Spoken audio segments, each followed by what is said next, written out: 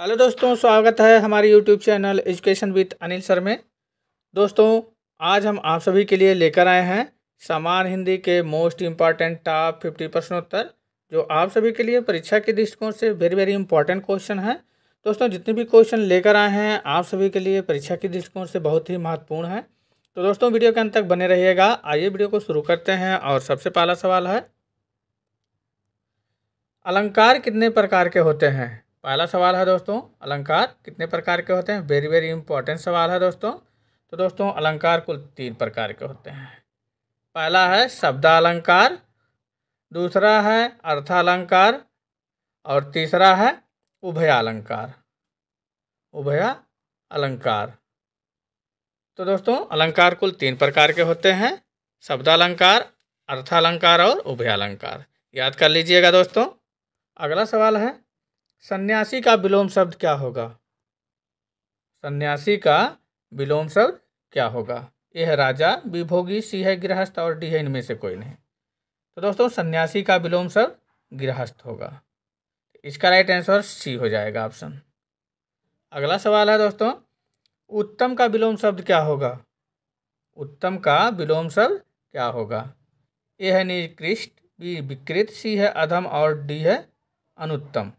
तो दोस्तों, उत्तम का विलोम शब्द जो है अधम हो जाएगा। तो इसका राइट आंसर ऑप्शन सी हो जाएगा, उत्तम का विलोम अधम होगा।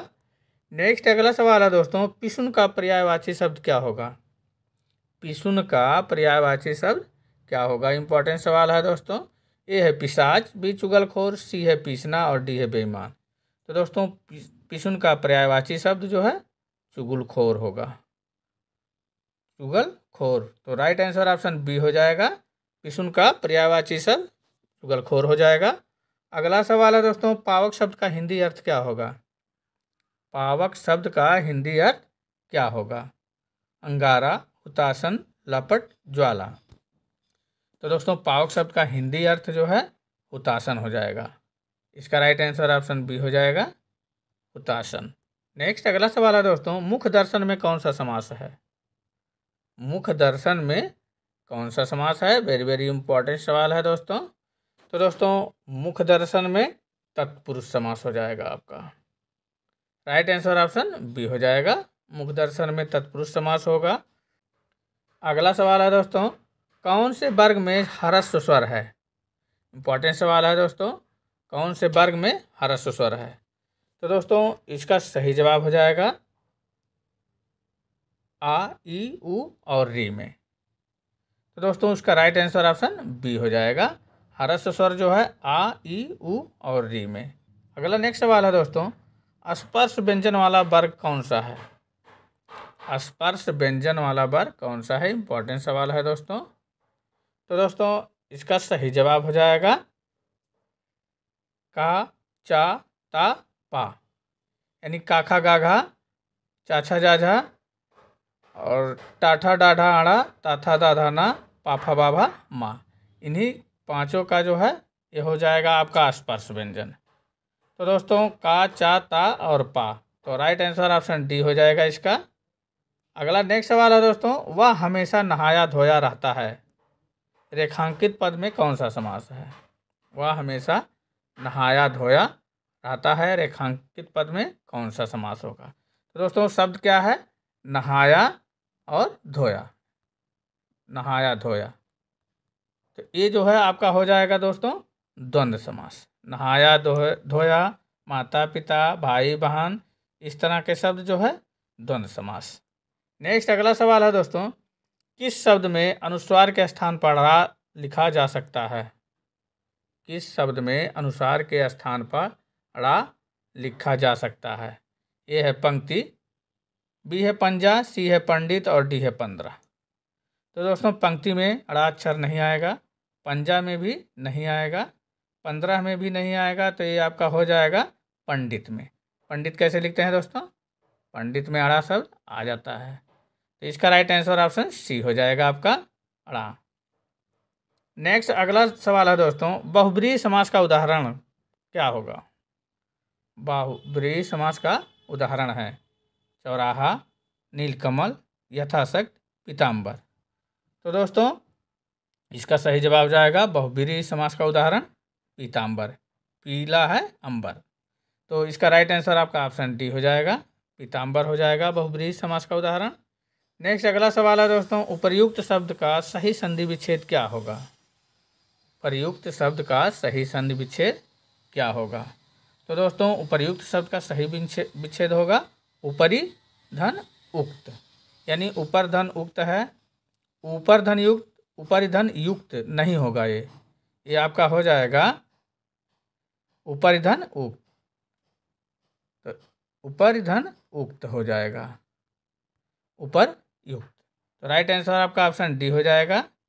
नेक्स्ट अगला सवाल है दोस्तों, निम्न में से तद्भव शब्द है, निम्न में से तद्भव शब्द है धुएं, वृद्धि, वायु, प्रदूषण। तो दोस्तों इसका सही जवाब हो जाएगा धुएं। धुएं जो है तद्भव शब्द हो जाएगा, तो आपका राइट आंसर ऑप्शन है हो जाएगा धुएं। अगला सवाल है दोस्तों, इनमें से कौन सा शब्द कर्म कारक है? इनमें से कौन सा शब्द कर्म कारक है? ए है पेड़ से फल गिरा, बी मैंने रमेश को बुलाया, सी है लड़का पेड़ से गिरा, और डी है हरिमोहन को रुपये देता है। तो दोस्तों इसका सही जवाब हो जाएगा मैंने रमेश को बुलाया, ये हो जाएगा आपका कर्म कारक। तो राइट आंसर आपका ऑप्शन बी हो जाएगा सही। अगला सवाल है दोस्तों, आहट प्रत्यय के योग से बना शब्द नहीं है। इंपॉर्टेंट सवाल है दोस्तों, आहट प्रत्यय के योग से बना शब्द नहीं है। तो दोस्तों प्रत्यय लगता कहाँ है? शब्द के अंत में, जैसे हो गया हिचकिचाहट, इसमें आहट है, रुकावट, आवट हो गया, मुस्कुराहट, आहट हो गया, इसमें भी गुड़गुड़ाहट में भी आहट हो गया। तो आहट प्रत्यय के योग से बना जो शब्द नहीं है वो रुकावट, इसमें क्या है? आवट, और बाकी में सब में आहट है। तो दोस्तों इसका राइट आंसर ऑप्शन बी हो जाएगा सही। नेक्स्ट अगला सवाल है दोस्तों, निम्न में से अशुद्ध शब्द कौन सा है? निम्न में से अशुद्ध शब्द जो है कौन सा होगा? कृतकृत्य, किरीट, कवयित्री, और डी है कौशल्या। तो ये दोस्तों आप सभी के लिए टेस्ट क्वेश्चन है, इसका आंसर आप सभी लोग जो है दोस्तों कमेंट बॉक्स में दीजिएगा, निम्न में से अशुद्ध शब्द कौन सा है। और दोस्तों वीडियो में आगे बढ़ने से पहले आप सभी से कहना है कि दोस्तों आप हमारे चैनल पर पहली बार हैं और चैनल को अभी तक सब्सक्राइब नहीं किए हैं, तो प्लीज़ आप सभी लोग चैनल को सब्सक्राइब अवश्य कर लेंगे। और दोस्तों वीडियो पसंद आए तो लाइक एंड शेयर करना नहीं भूलिएगा। तो दोस्तों जितने भी क्वेश्चन का आंसर आप सभी को पहले से पता है, उसका कमेंट बॉक्स में आंसर जरूर दीजिएगा। तो बढ़ते हैं आगे। अगला नेक्स्ट सवाल है दोस्तों, किस क्रमांक में अचिर अजीर का सही अर्थ भेद है? किस क्रमांक में अचिर अजीर का सही अर्थ भेद है? ए है पुराना नया, बी है चिरकाल घर, और सी है नवीन आंगन, और डी है घर शीघ्र। तो दोस्तों इसका सही जवाब हो जाएगा आपका सी, नवीन आंगन। अचिर का नवीन और अजीर का आंगन। तो दोस्तों इसका सही जवाब हो जाएगा ऑप्शन सी सही। अचिर अजीर का सही अर्थभेद होगा नवीन और आंगन। नेक्स्ट अगला सवाल है दोस्तों, अपादान तत्पुरुष समास का सही शब्द चुनिए। अपादान तत्पुरुष समास का सही शब्द चुनिए। मदमाता, रसभरा, रोगग्रस्त, रोग मुक्त। तो दोस्तों इसका सही जवाब हो जाएगा रोग मुक्त। अपादान तत्पुरुष समास का सही शब्द जो है वो रोग मुक्त हो गया। तो राइट आंसर आपका ऑप्शन डी हो जाएगा रोग मुक्त। नेक्स्ट अगला सवाल है दोस्तों, जो मांस खाता है के लिए उपयुक्त शब्द है। जो मांस खाता है के लिए उपयुक्त शब्द है। ये है निरामिष, यानी जो मांस नहीं खाता है। सर्वभक्षी सब कुछ खाता है। सामिष माने मांस खाता है, और डी है हिंसाचारी माने जो हिंसा करता है। तो दोस्तों जो मांस खाता है के लिए उपयुक्त जो शब्द सही होगा वो सामिष हो जाएगा, यानी जो मांस खाता है के लिए उपयुक्त जो शब्द होता है वो सामिष होता है। इसका राइट आंसर ऑप्शन सी हो जाएगा। अगला सवाल है दोस्तों, निम्नलिखित में से किस शब्द की वर्तनी सही है? निम्नलिखित में से किस शब्द की वर्तनी सही है? अनुग्रहित, अनुगृहित, अनुगृहित, और डी है अन्नग्रहित। तो दोस्तों इसका सही जवाब हो जाएगा आपका अनुगृहित। राइट आंसर आपका ऑप्शन बी हो जाएगा, अनुगृहित हो जाएगा। अगला सवाल है दोस्तों, निम्नलिखित में से स्त्रीलिंग शब्द कौन सा है? निम्नलिखित में से स्त्रीलिंग शब्द कौन सा है? ए है बाजरा, बी वेदना, सी आटा और डी है शीशा। तो दोस्तों इसका सही जवाब हो जाएगा वेदना। वेदना शब्द जो है स्त्रीलिंग शब्द होगा, इसका राइट आंसर ऑप्शन बी हो जाएगा सही। अगला सवाल है दोस्तों, निम्नलिखित में से देशज शब्द कौन से हैं? निम्नलिखित में से देशज शब्द कौन से हैं? बकरा, गधा, बी है गोदाम महात्मा, सी है बाल्टी लोटा और डी है पुना और तेंदुआ। तो दोस्तों देशज शब्द चुनना है तो इसका सही जवाब हो जाएगा आपका बाल्टी लोटा। इसका राइट आंसर आपका ऑप्शन सी हो जाएगा, बाल्टी लोटा दोनों देशज शब्द हैं। अगला नेक्स्ट सवाल है दोस्तों, प्रवृत्ति शब्द का विलोम शब्द क्या होगा? प्रवृत्ति शब्द का विलोम क्या होगा? ए है संवृत्ति, बी है आवृत्ति, सी है निवृत्ति और डी है सुवृत्ति। तो दोस्तों इसका सही जवाब हो जाएगा प्रवृत्ति का विलोम जो है निवृत्ति होता है। इसका राइट आंसर ऑप्शन सी हो जाएगा सही। अगला सवाल है दोस्तों, वाक्यांश के लिए सार्थक शब्द की दृष्टि से कौन विकल्प असंगत है? वाक्यांश के लिए सार्थक शब्द की दृष्टि से कौन विकल्प असंगत है? जो कम बोलता है मिष्टभाषी, बी है जिसका काम सिद्ध हो चुका हो कृतकार, डी है किए हुए उपकार को न मानने वाला कृतज्ञ और डी है जो इस लोक का ना हो अलौकिक। तो दोस्तों वाक्यांश के लिए सार्थक शब्द की दृष्टि से विकल्प जो है असंगत है। तो दोस्तों इसका हो जाएगा जो कम बोलता हो, वो मिष्टभाषी नहीं होता है, मितभाषी होता है, मितभाषी। इसका राइट आंसर आपका हो जाएगा दोस्तों जो कम बोलता है। तो राइट आंसर ऑप्शन ए हो जाएगा इसका। अगला नेक्स्ट सवाल है दोस्तों, तुम वह और मैं पिकनिक मनाने गए, यह वाक्य किस वचन में है? तुम वह और मैं पिकनिक मनाने गए, यह वाक्य किस वचन में है? बहुवचन, द्विवचन, एक वचन, टी है इनमें से कोई नहीं। तो दोस्तों तुम वह और मैं पिकनिक मनाने गए वाक्य में जो है बहुवचन हो जाएगा आपका। तो इसका राइट आंसर ऑप्शन ए हो जाएगा सही। अगला सवाल है दोस्तों, नवरात्र में कौन सा समास है? नवरात्र में कौन सा समास है? वेरी वेरी इंपॉर्टेंट सवाल है, ये जो है बार बार परीक्षा में पूछा जाता है दोस्तों। नवरात्र में कौन सा समास है? तो दोस्तों जिस शब्द के पहला जो अक्षर होता है वो संख्यावाचक होता है तो उसमें जो है द्विगु समास होता है। इसका राइट आंसर आपका हो जाएगा द्विगु समास। नवरात्र में जो है द्विगु समास होगा, तो इसका राइट आंसर आपका हो जाएगा ऑप्शन बी सही, नवरात्र में द्विगु समास होगा। नेक्स्ट अगला सवाल है दोस्तों, किस विकल्प में पुल्लिंग स्त्रीलिंग युग्म सही नहीं है? किस विकल्प में पुल्लिंग स्त्रीलिंग युग्म सही नहीं है? ये है मेंढक, मेढ़ा, कवि का कवित्री, बाघ का बाघिन और डी है नेता का नेत्री। तो दोस्तों कवि का कवित्री भी सही है, बाघ का बाघिन सही है और डी है नेता का नेत्री सही है। इसमें जो है एक युग्म बच रहा है, ऑप्शन ए मेढक का मेढ़ा जो शब्द युग्म सही नहीं है। तो इसका राइट आंसर जो हो जाएगा आपका ऑप्शन ए सही। अगला नेक्स्ट सवाल है दोस्तों, पानी में आग लगाना मुहावरे का भावार्थ क्या होगा? पानी में आग लगाना मुहावरे का भावार्थ बताना है। ए है लीक से हटकर कोई काम करना, बी है संभव कार्य करने का प्रयास करना, सी है पागलपन के काम करना और डी है जहाँ झगड़ा होना असंभव हो वहाँ झगड़ा करवा देना। तो दोस्तों पानी में आग लगाना मुहावरे का भावार्थ होगा जहाँ झगड़ा होना असंभव हो वहाँ पर झगड़ा करवा देना। इसका राइट आंसर ऑप्शन डी हो जाएगा, जहाँ झगड़ा होना असंभव हो वहाँ पर झगड़ा करवा देना पानी में आग लगाने का मुहावरे का भावार्थ हो जाएगा। अगला नेक्स्ट सवाल है दोस्तों, धनुष्टकार में कौन सी संधि है? धनुष्टकार में कौन सी संधि है? व्यंजन, विसर्ग, दीर्घ, यण।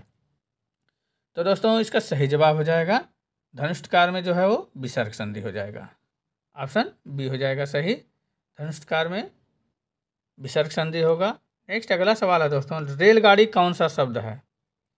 रेलगाड़ी जो है कौन सा शब्द है? ए है देशज, बी तद्भव, सी है तत्सम और डी है शंकर। तो दोस्तों रेलगाड़ी जो है कौन सा शब्द है? ये शंकर शब्द है। तो राइट आंसर इसका ऑप्शन डी हो जाएगा सही। रेलगाड़ी संकर शब्द है। अगला नेक्स्ट सवाल है दोस्तों, भारतीय शब्द में कौन सा प्रत्यय है? भारतीय शब्द में कौन सा प्रत्यय है? या, तीय, ईय और ईय। तो दोस्तों भारतीय में जो है जो प्रत्यय लगाना है तो इसका प्रत्यय हो जाएगा ईय। तो ऑप्शन डी हो जाएगा सही इसका। भारतीय शब्द में ईय प्रत्यय लगाकर भारतीय होता है, तो इसका राइट आंसर ऑप्शन डी हो जाएगा। अगला सवाल है दोस्तों, निम्न में से कौन सा तत्सम शब्द नहीं है? निम्न में से कौन सा तत्सम शब्द नहीं है? वचन, बोलना, श्लोका, तिक्त और चार। तो दोस्तों इसका सही जवाब हो जाएगा आपका चार। ये जो है तत्सम शब्द नहीं है, तो राइट आंसर आपका डी हो जाएगा। निम्न में से जो चार लिखा हुआ है ये तत्सम शब्द नहीं है। अगला सवाल है दोस्तों, निम्न में कौन सी भाववाचक संज्ञा है? निम्न में कौन सी भाववाचक संज्ञा है? दिल्ली, लड़का, मोहन, बीमारी। तो दोस्तों इसका सही जवाब हो जाएगा बीमारी। इसका राइट आंसर ऑप्शन डी हो जाएगा सही। नेक्स्ट अगला सवाल है दोस्तों, शुद्ध वर्तनी का चयन कीजिए। शुद्ध वर्तनी का चयन कीजिए। तहसीलदारी, तहसीलदारी, तहसीलदारी और डी है तहसीलदारी। तो दोस्तों शुद्ध वर्तनी का जो चयन करना है तो उसमें सही है आपका तहसीलदारी हो जाएगा। तो राइट आंसर आपका ऑप्शन ए हो जाएगा। अगला नेक्स्ट सवाल है दोस्तों, भारत भारती काव्य के रचनाकार कौन है? भारत भारती काव्य के रचनाकार कौन है? वेरी वेरी इंपॉर्टेंट सवाल है दोस्तों। तो इसका राइट आंसर आपका हो जाएगा दोस्तों मैथिली शरण गुप्त। भारत भारती काव्य के रचनाकार हैं मैथिली शरण गुप्त। राइट आंसर आपका सी हो जाएगा। अगला नेक्स्ट सवाल है दोस्तों, युग धारा किसकी रचना है? युग धारा जो है किसकी रचना है? ए है प्रेमचंद, बी जयशंकर प्रसाद, सी है नागार्जुन और डी है अज्ञेय। तो दोस्तों युग धारा जो है नागार्जुन की रचना है। तो राइट आंसर आपका ऑप्शन सी हो जाएगा सही। नागार्जुन की रचना है। नेक्स्ट अगला सवाल है दोस्तों, एक जीवनी किसका उपन्यास है? एक जीवनी जो है किसका उपन्यास है? अज्ञेय, नागार्जुन, घनानंद, रायदास। तो दोस्तों इसका सही जवाब हो जाएगा आपका एक जीवनी जो है वो अज्ञेय की का उपन्यास है। तो इसका राइट आंसर आपका ऑप्शन ए हो जाएगा। अगला नेक्स्ट सवाल है दोस्तों, रानी केतकी की कहानी के रचयिता कौन है? रानी केतकी की कहानी के रचयिता कौन है? इंपॉर्टेंट सवाल है ये भी दोस्तों। तो ऑप्शन है आपके वृंदावन लाल वर्मा, सी है, बी है किशोरी लाल गोस्वामी, सी है माधव राव स्प्रे और डी है इंशाल्लाह खां। तो दोस्तों इसका सही जवाब हो जाएगा रानी केतकी की कहानी के रचयिता हैं इंशाल्लाह खां। तो राइट आंसर आपका ऑप्शन डी हो जाएगा, याद कर लेना है दोस्तों। नेक्स्ट अगला सवाल है दोस्तों, तीन बेर खाती थी वे तीन बेर खाती है में कौन सा अलंकार है? तीन बेर खाती थी वे तीन बेर खाती है में कौन सा अलंकार है? तो दोस्तों इसका सही जवाब जाएगा आपका यमक अलंकार। जहाँ दोस्तों एक ही शब्द बार बार आते हैं और उनके अर्थ अलग अलग होते हैं। तो इसमें जो है बेर होता है, एक बेर है खाने वाला और एक बेर है कि कितनी बार खाया। तो इसका यमक अलंकार हो जाएगा आपका। नेक्स्ट अगला सवाल है दोस्तों, निम्नलिखित में से प्रेमचंद द्वारा लिखित नहीं है। निम्नलिखित में से प्रेमचंद द्वारा लिखित नहीं है। ईदगाह, झरना, रंगभूमि, मंगलसूत्र। तो दोस्तों प्रेमचंद द्वारा लिखित नहीं है जो ईदगाह प्रेमचंद द्वारा लिखित है, रंगभूमि भी प्रेमचंद द्वारा लिखित है, मंगलसूत्र भी प्रेमचंद द्वारा लिखित है। तो दोस्तों झरना जो है के रचयिता कौन है दोस्तों? जयशंकर प्रसाद। तो झरना जो है प्रेमचंद द्वारा लिखित नहीं है। तो राइट आंसर आपका ऑप्शन बी हो जाएगा सही। झरना जो है प्रेमचंद द्वारा लिखित नहीं है।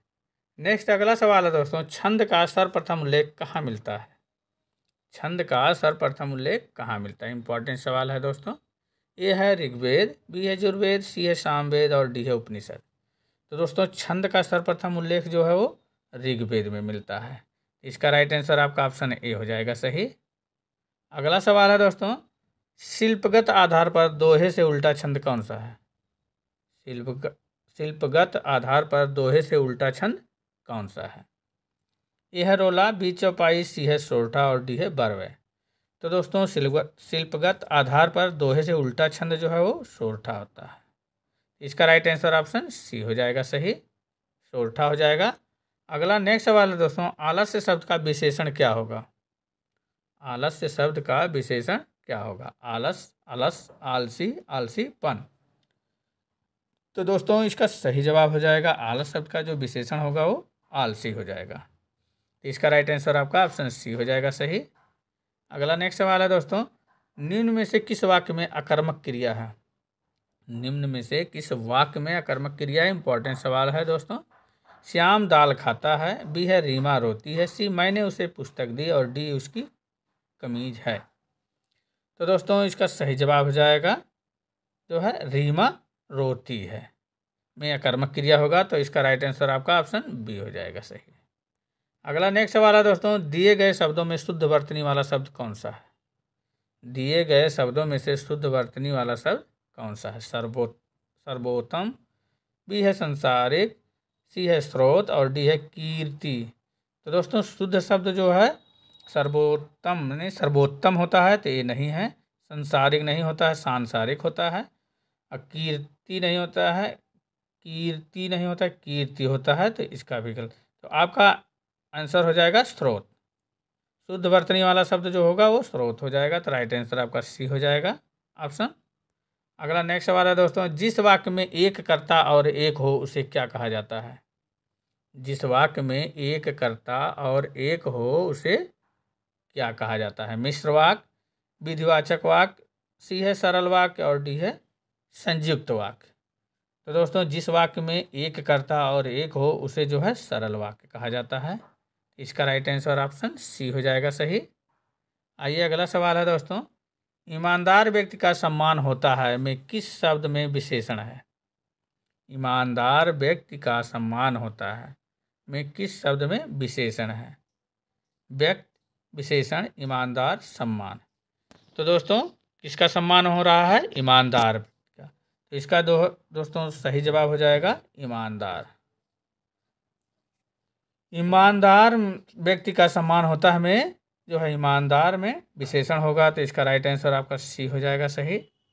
आइए अगला नेक्स्ट सवाल है दोस्तों, मजदूर मेहनत करता है किंतु उसे लाभ से वंचित रहता है।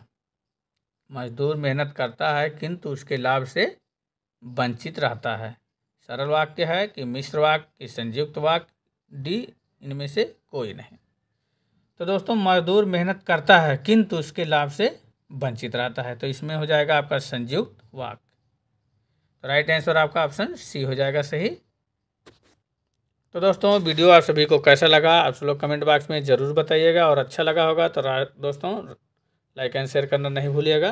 तथा दोस्तों पुनः आप सभी से कहना है कि यदि आपने अभी तक हमारे चैनल को सब्सक्राइब नहीं किया है तो प्लीज़ आप सभी लोग चैनल को सब्सक्राइब अवश्य कर लेंगे। और दोस्तों आगे मिलते हैं ऐसे ही इम्पोर्टेंट वीडियो के साथ, तब तक के लिए दोस्तों धन्यवाद।